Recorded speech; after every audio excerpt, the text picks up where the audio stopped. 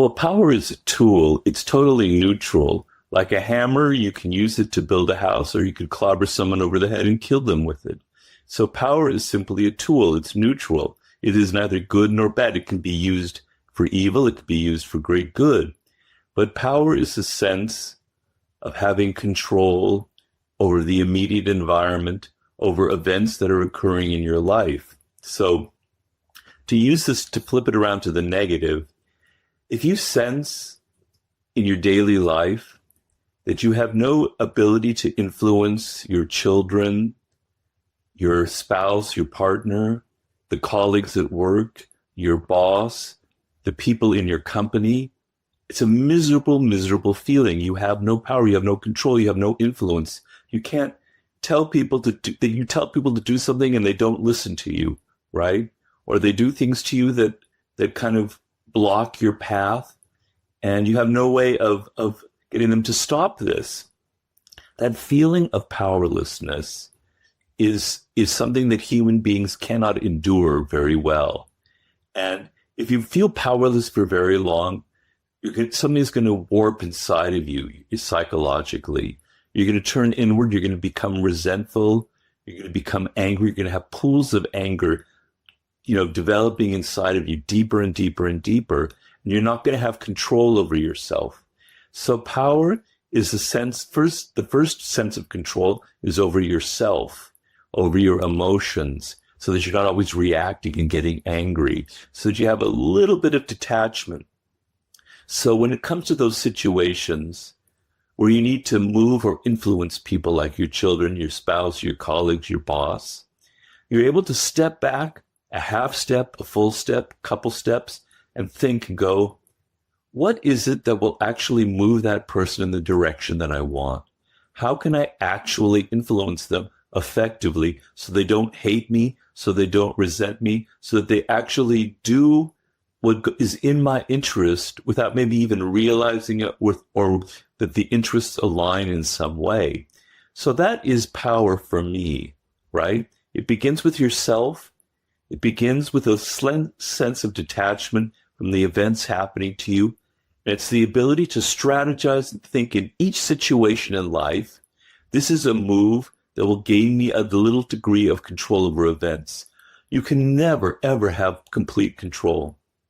Life happens, things happen, pandemics happen, black swans happen. You can't control everything, right? But that little bit of margin of control is enough to kind of help you glide through life a little bit more smoothly. When I think of power, I think what you said is a perfect definition of it. The ability, one's ability to control or influence another's behavior, maybe including even their own. You have the personal power, you have relational power, like who in the dynamic might have more influence over the other between husband and wife or partner. And maybe there's political power, the ability to influence others, the ability to write laws, implement laws socially. And what I find, the people that I get to talk to are always looking for power of themselves and how they're going to improve their life. And where I teach is communication and the power of words. And this is why I really like, there's a number of the laws that you have out that are specific to communication, like using less words in particular. How do you find that communication and power intersect? They're obviously completely intertwined. So, but communication has to be strategic. Okay. And that's the problem that a lot of people have in this world. They think if they just talk, if they just say, this is what I want, this is what I need, please come and help me, that's communicating. All you're communicating is your insecurity and your needs. True communication is effective. It's strategic. Other people are naturally resistant to helping you or to aligning themselves with your interest. Everybody has their own problems. In the world today, we're all stressed. We're all working too hard. We never have enough time, right? So you talk to me about what you want. Okay, I'm kind of half listening but you're kind of irritating me because you're just spewing things from your side, right? True communication is what I was saying before. You take that step back and you put yourself in the other person's shoes, right? You get out of your own head because you're so self-involved that you don't realize that your words are just landing nowhere. You get out of your head and you go, I'm dealing with another person. They are not me. They have their own problems, their own wishes, their own issues right now in the present, right? What is that? What is it that is going on in their head, in their world? Sometimes you have to do some research. Sometimes maybe you know them well enough. Maybe you don't know them at all, but you have to figure that out. It's a puzzle. Once you figure out their side, not your side, what they want, what they need, now you have some power to craft what you say to actually influence them, to appeal to their self-interest, which is one of the laws of power, one of the most powerful laws of all, right? So if I say something and I'm trying to influence, I'm trying to move them like on a chessboard in my direction, right? If I say something that appeals to their self-interest while it's also helping me, their eyes will light up, all those defenses that they have will start to go down. So communication is absolutely worthless unless it's strategic. And always say less than necessary is important because the natural tendency for a human being without self-control is just to spew words, just like verbal diarrhea. This is, my problems, my life. This is what's going on with me. This is what I need, blah, blah, blah, blah, blah, right? Just shut up, talk less, and think more about what the other person needs and craft your communication strategically. I wrote a book recently, and it's hard not to, I can't imagine writing a book and not having pieces of yourself in it. When you were writing this book, what was coming up for you in your own life? Are you just studying these elements of influence and control and power? Is it something that you were writing to yourself or for other people? Where did that come up for you? Well, it came from two things. First of all, a very deep desire to help people in this world. My books, I think very, very deeply. I'm working on my 8th book now, so Power isn't my only book. But I think very, very deeply of my audience, right? It's a form of communication, to get back to that, right? And I want to help people. I want to help people deal with their problems in a real way, not just to satisfy my own ego. So I have to think about how my words can actually be absorbed into your daily life. So that's one side. The other side is the book came from a lot of pain, right? So I entered life like most people, kind of naive, kind of innocent. I wasn't a good player naturally, necessarily at power, right? I made mistakes. I talked too much, probably. I outshone the master, right? On and on and on. I could go through a laundry list of the things that I violated. And I didn't realize that the world is political. I thought when you enter the work world, what matters is having results, is getting things done, is doing things well. But no, I had many, many, many painful experiences, particularly working in the film world. But as I've said in many interviews, I've had 50 different jobs in my life, more than 50, in all different aspects. In every little possible avenue of life, I've had a job. And I suffered deeply. And I suffered deeply from the sense of people are so political. Their egos are involved in everything. You can see their egos as they walk past you, right? I would notice in the office that there was these hierarchies. I worked for a while at the magazine Rolling Stone. And there were these hierarchies. There was the boss, and you could just see this massive ego walking back and forth. Then there were all the other smaller little people working right under him and their egos. And there was little me in the corner as a copy editor, little tiny, tiny little ego. But that's what mattered. That's what made things run, was how well you impressed him, how you talked to the boss, in this case, Jan Wenner. And I thought, this is silly, but this is the real world. And you have to take the real world seriously. You have to succeed in the real world. So the book came from deep pools of pain for my own mistakes. and from a deep desire to help other people, because I feel it's the source of a lot of depression and misery in life. You know, you say something or you do something thinking that you're on the right track, it's going to help you. And the next thing you know, you're fired or you're demoted. You don't know why.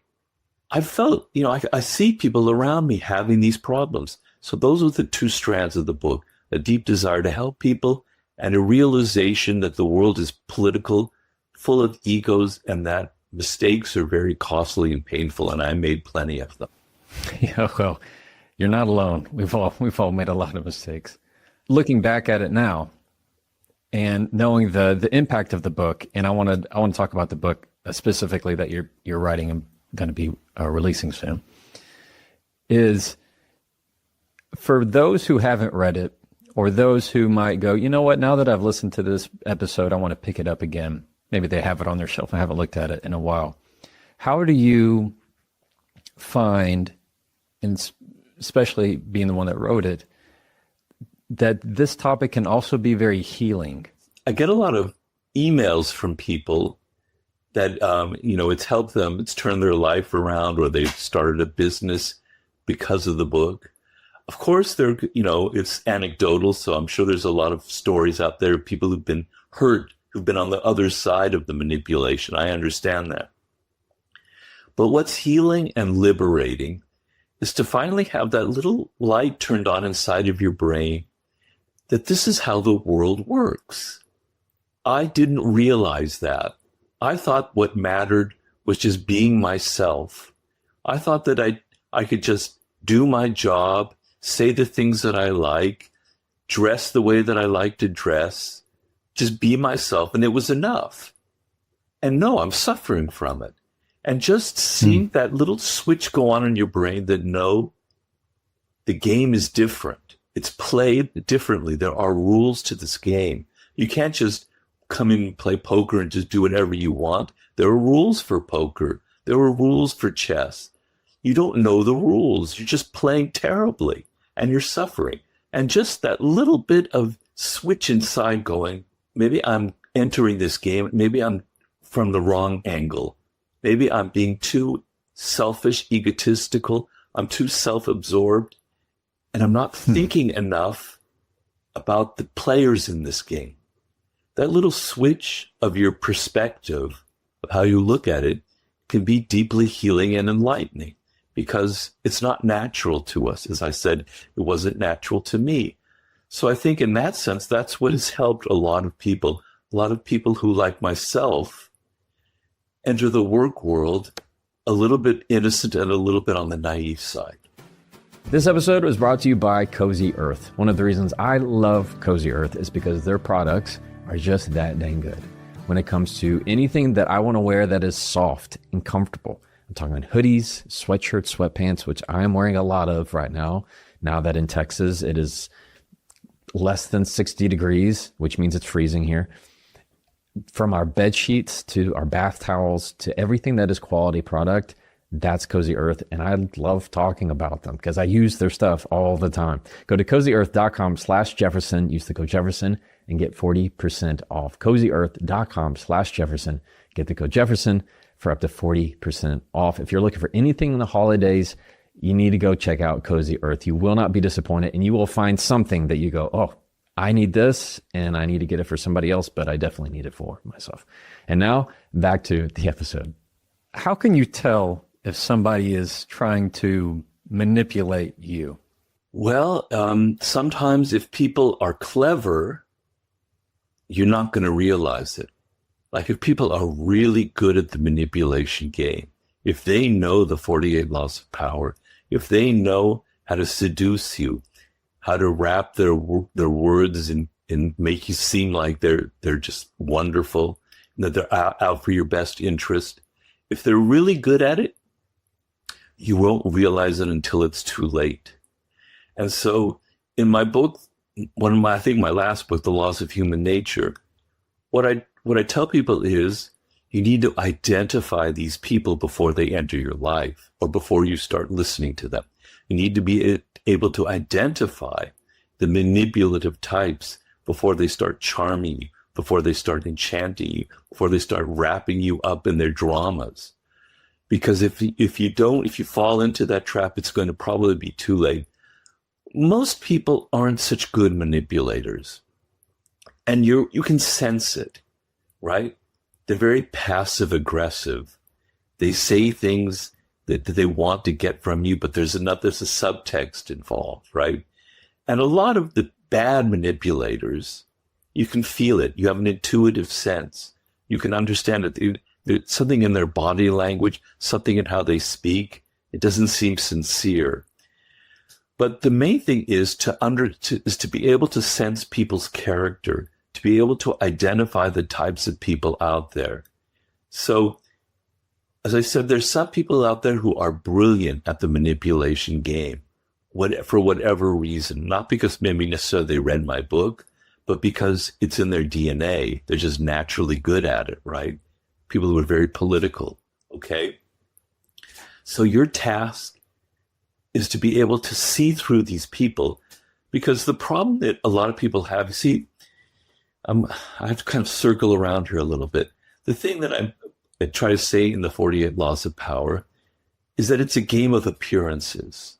Appearances matter so much in this power game. How you present yourself, how people see you, act like a king to be treated like a king, right? Recreate yourself.